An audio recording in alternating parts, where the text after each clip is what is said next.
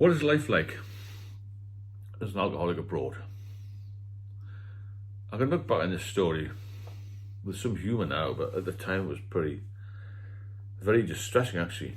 Um, about 20 years ago, I was heavily into drinking, very heavily into drinking, and I met somebody who decided that we should go on holiday. She was a drinker, but I at the time cut right down to the point where I was still drinking, but not to the same level, which she didn't know I was anyway. I was sort of hiding a bit of it, as you do. You hide things, don't you? But I knew she was a drinker anyway. For years, I hadn't been on a flight because I got so anxious, couldn't get on a flight. So I thought, well, all right, get a flight. Greece it was, October. I'd been to Greek islands before. I used to holiday a lot in Italy. So Greece, I thought, yeah, give it a go. Flying, I thought, what am I going to do about that? I thought, well, I just have to get tanked up, a few drinks. And I still was nervous. So for weeks before this flight, I was waiting in the middle of the night sweating, so I was still drinking a bit, panicking and all this sort of carry on, you know. What's going to be like on the flight? Will it be all right? You know, when it takes off. I'd flown hundreds of times previous to this, but when you get to the drinking stage where I was, everything becomes a problem. The anxiety kicks in, you know, and it becomes really, really difficult to do anything, to fly, to drive, to get on a bus, to you know, get on a train, even to sit on a park bench. Sometimes it becomes hard because you're not really aware of life. You sort of you get paranoid. You think everybody's watching you. Anyway, this particular day in question came, the day for the flight, and I didn't sleep. So I thought, well, I'll stay up all night and drink. So I drank, and I got there to her place early in a cab. Oh God, you're right and early, you know, like full of beans, which I was. I've been drinking, haven't I? So I think, well, it's quite a long flight, about 4.5 hours. Got the airport 3 hours before, 2 hours before it was then. Got the plane. I thought, I must hit the bar now, because you know it's like when you're a big drinker, any little break in the drinking, you've got to get back to the bar, haven't you? So I'll never forget. They didn't have any. I don't have much lager in the airport. Newcastle Airport. It's not that big of an airport. It says international, but it's not really international. I had, well, Guinness. I thought I was starting to have a few pints of Guinness. I had about 5 or 6 pints of Guinness while we waited, and then they announced a delay. The plane had gone tech for about 4 hours, minimum 4 hours delay. Jeez. So at that time, I was still very tolerant of alcohol, so I wasn't staggering about, but I was getting a bit tired and all this sort of thing. And she was a big wine drinker, but she didn't have any wine. I thought, oh God, you don't have to have something, otherwise I'm going to be like totally out of place here. Anyway, there's other people around me drinking, as there always is in airports, early in the morning. So I drank for another 4 hours, didn't I? Got on the plane, had a few little cans of whatever the word, Budweiser, Red Stripe or something. When you got there, and if you're feeling a bit rough, when you get off the plane, I got in Newcastle, it was freezing cold. Greece, about 32 degrees. They were terrible. Managed to get through the first day, went for a meal. There's a lovely restaurant, I'll never forget it, right on the, near the rocks. And you know, where the coast is. I'm sorry for laughing, but it is a funny story in a way, but serious in another way. I got through the first night, but you didn't know I had this massive drink problem, you know, from my past. So went up there, got up the next day, and I felt rough, so rough. I'd never felt this rough in my life. And I thought, you know, when you go with somebody else, they're going to be watching what you're doing, aren't they? But fortunately, she said, I'm going to go to the beach. Are you going to come later? I thought, oh, that's good, I'll come to the beach later. So I thought, I must find a little shop, get a few supplies. This is the first day, I remember. So I found this shop and sold this lager. I can't remember what it was. It was the Greek lager, anyway, some sort of lager. It was quite strong, about 6%. There were a few of them in the morning. I thought I'd go to the beach, but I think I took 4 cans of it. And just said, we have a drink already, about 11 o'clock by then. Yeah, I said I might have a couple during the day, you know. I'd already planned what I was going to do.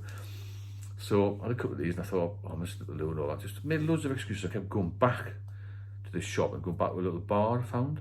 Because when you're an alcoholic, you find out, as soon as you get to a resort, you find out where you could go for a drink, where you can sneak into, what's open early, what's open late, all that sort of thing. So I had a little map of everything by then, a mental map of where I was going to go and drink. And I bought a couple of more sneaky ones, got through the day, 4 o'clock. Didn't feel too clever, had a little bit to eat. I got through that night, but I felt a bit rough, even at night, even when I was drinking, I felt rough.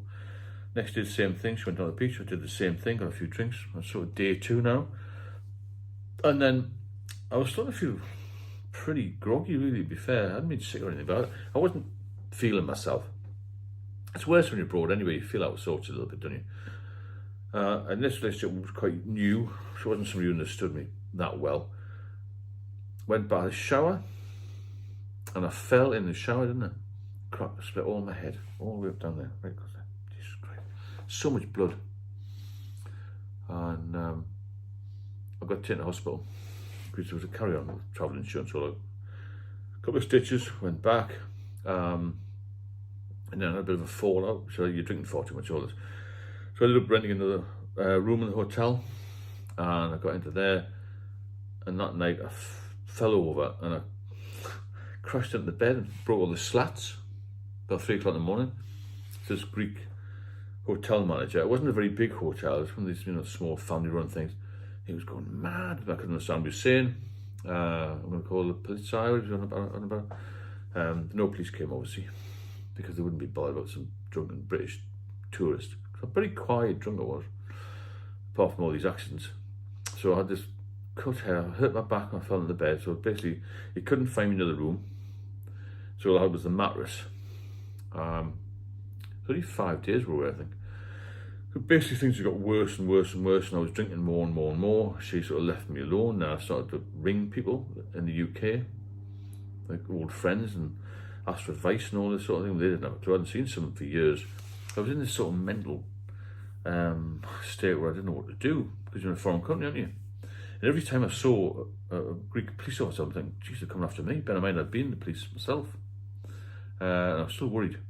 Thinking, crikey, what's going to happen? But nothing ever happened in the hotel, apart from I had to pay a lot of euros to put a few repairs and whatnot. Being abroad, for me, when I was an alcoholic, was absolute torture again, It's bad enough in the UK, but when you go overseas and you get the sunshine, everything's open more, and it's just the whole aspect, the whole drinking thing is a nightmare, isn't it? It's great when you're young and crazy, but when you get older, your body takes a massive hit, and nothing is pleasurable. Even going on holiday becomes a chore. I've noticed when I've been away now, obviously sober 5 years. I was away a lot last year and the year before. I can tell the alcoholics straight away in the queue, because they start, in the morning they're a little bit shaky, a bit nervous, a bit red in the face, and they're needing a drink. And you'll see them straight away go to the bar. The long queues, and they feel a bit tired, and they're sitting in the case, and they're not just fed up because they go back to the UK or because they've got to go to work. They're fed up because they've done 7, 8, 10 days of drinking, and that's what the British do. When they go on holiday, they just drink. And it must be the only country in the world where people quantify the holiday or describe the holiday as, they don't just say I went on a Jeep safari, or I went to the mountains, or went water skiing, or paragliding, whatever. They say it was only €1 a pint. That's what people say to me. How was Turkey? Oh, it was only like, it was cheap for a drink. But, how was Portugal? Oh, €2 for a big pitcher of alcohol. It's crazy, isn't it? We're all crazy, the ones who drink. At the end of the day, it's a habit. It becomes an addiction, and it gets out of control. When it gets out of control, on a serious note, then it just causes you a lot of medical issues, a lot of physical, and something which is not talked about enough, a lot of mental health issues, and you have to really be careful. If you're watching this, try and cut down, try and stop if you can, because it will kill you. It'll kill you early. But just something to keep you sort of thinking.